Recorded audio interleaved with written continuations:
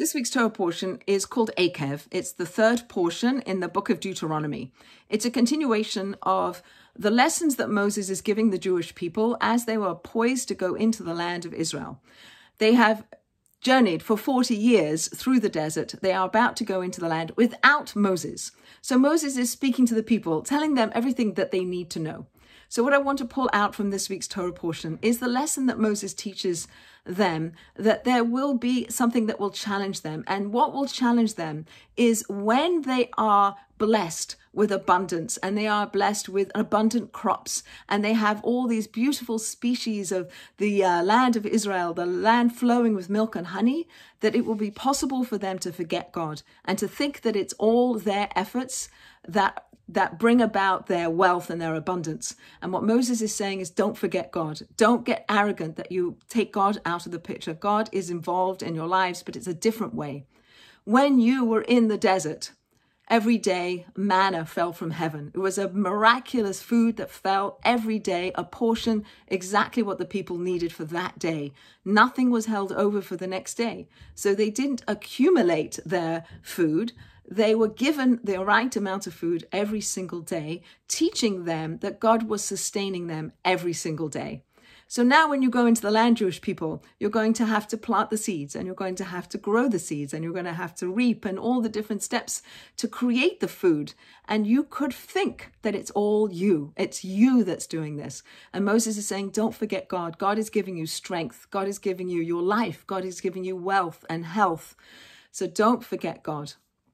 And we today have that tendency perhaps to fall into, by the work of my hands, I have created everything that I have and it's all coming to me. But we are enjoined always to have gratitude and appreciation for the source of all of our blessings.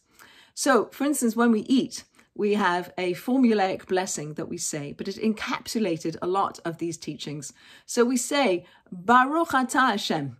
We say, you, God, are the source of all blessing. The word Baruch comes from the Hebrew word Berecha, which is a spring, a natural overflowing, a water source that just flows and overflows. So this blessing that's coming to us from God, God is the source of this blessing. So you, God, are the source of all blessing. That is the meaning of Baruch atah Hashem. Not that we bless God, but that God, we recognize God as the source of all blessing. And then we say, Elokeinu, you are God, our God, my God.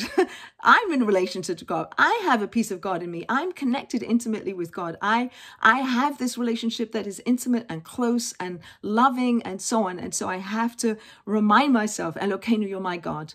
Melech haolam, King of the universe, that you are God who is transcendent, omnipotent, in charge of everything, all powerful, all everything, nothing but God. So there's a Melech HaOlam, there's a greater awesomeness of God that is in this formulaic blessing that we say this before we eat. So we say, Baruch atah Hashem, you are the source of all blessing. Elokeinu, my God, intimate, involved in my life and caring for me and loving me and giving goodness to me. Melech HaOlam, transcendent God.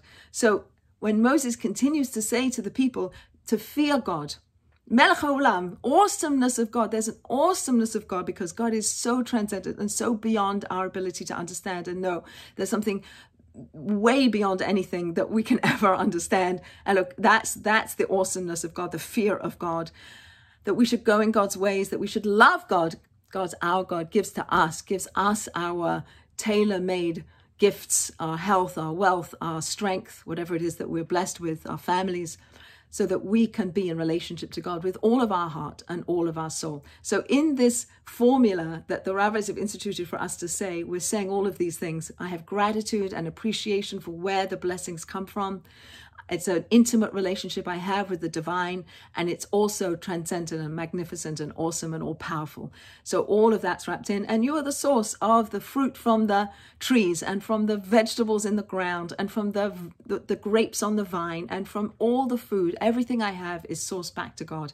So this is in our tradition to teach us, which we have to keep reminding ourselves. We're not like the generation in the desert where the manna was just coming out of heaven and every day they recognize that God is providing, God is providing, God is providing every single day. We don't see it in that same overt way that the generation in the desert saw it. So we have blessings to remind us. And also, we have to pray for rain. Rain is something when the Jewish people go into the land of Israel, now it's not manna coming from heaven, but it's rain coming from heaven to water the crops. In Egypt, the Nile River overflowed, and that was the source of water for the irrigation of the land. In Israel, it's coming from the heavens. It's rain. It's again us looking up and recognizing that the rain that comes, the blessings through the rain, something. So Adam, when he was the first man, when he was created, there's a medrash and a story that says that Adam, the first man, that everything was created in potential. All of the abundance of the world was created in potential. Then Adam was created, and Adam prayed. And when Adam prayed for rain, the rain came and everything blossomed and everything bloomed. So there's a partnership relationship that we people have with God. We're not animals, we're people. We're a physical body with a spiritual soul. And we bring the rains through our actions, through our prayers, through our connection to God. We are able to have this relationship to God where we can open up the heavens and allow the blessings to come in. So another very famous saying in this week's Torah portion is when Moses says to the people, not by bread alone does man live, but rather that man lives from all the utterances of God's mouth. That don't just pursue physical well-being. It's not just about physical sustenance. It's not just by bread alone do we exist. And maybe physically it is the way it looks that we have to sustain ourselves physically. But what Moses is teaching the people is that to be truly alive, you have to also work on your spiritual soul and your transcendent nature. So yes, focus on the physical and equally, if not more important, focus on your soul. So feed your soul. Learn, grow, pray, do the things that feed your soul, that not just by bread alone do I live. And there's an idea that in the physical world there's holiness, there's divine energy in all the foods that we eat. And when we ingest those foods and we bring them into ourselves and they recognize that they're from God, and we recognize that they're here to give us the energy to be in relationship to God, to be a light unto the nation, to be a light into the world, to project holiness, to be a representative of God in the world. When we recognize that's who we are, we sustain ourselves physically to be able to do those things spiritually. So there's a story told, like, do we say the blessing in order to eat, or do we eat in order to say the blessing? So on some level, what's more important? Like, I want to eat this apple, so I have to say a blessing in order to eat the apple. But I want to say the blessing because it grounds me. It gives me a sense of where my blessings come from. It gives me a sense of my relationship to the divine on an intimate level or on a transcendent level. And it also gives me this last saying about not by bread alone do I live. It gives me the energy so that I can work on myself spiritually and I can be a more spiritual, giving, loving person in the world. So these are the lessons that I want to bring out. I want to bring out that Moses is saying to the people, don't forget God.